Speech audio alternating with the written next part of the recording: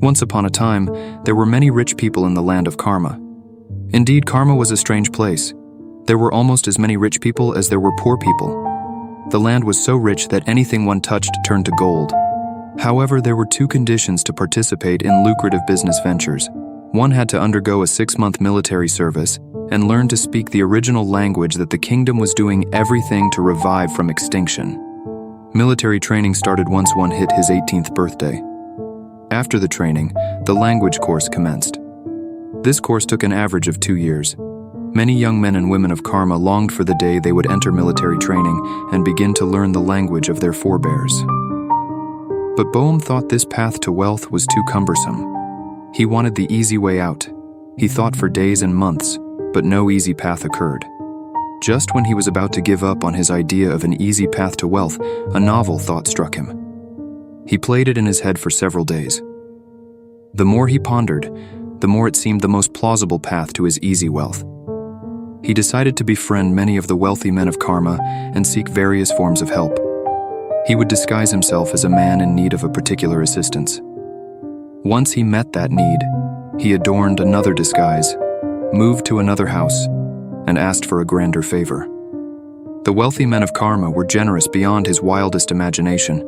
Meanwhile, Boehm continued to store up all he received. Years later, he realized he had reached the point where he could call himself a wealthy man. Indeed, he was rich, wealthier than many of his benefactors. And so he made his way to the Bureau of Wealth Registration to make it known to all that he had joined the most important club of the land. Many wealthy people who had sacrificed their needs to meet his were outraged. Some wanted to demand what they gave him. A few confronted Boehm, but in his calm, persuasive voice he said, "My countrymen, why did you help me so generously? Was it not because you cared for my welfare? Why then get angry that multiple blessings have come my way?" Boehm soon realized that he had a problem at hand. Announcing himself to the Bureau of Wealth Registration brought two problems for him. First, people would now start flocking to his home, requesting assistance. Second, his only source of income, seeking alms, would also dry up. He realized that without a regular inflow of resources, he could not sustain himself on the roster of the wealthy people in Karma.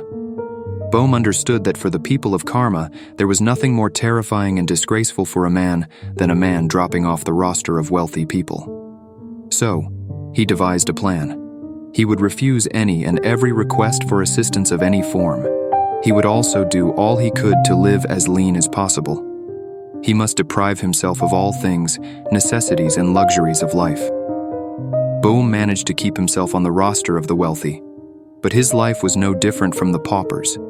His wife, children, and neighbors did not understand why a wealthy man must live such a miserable life.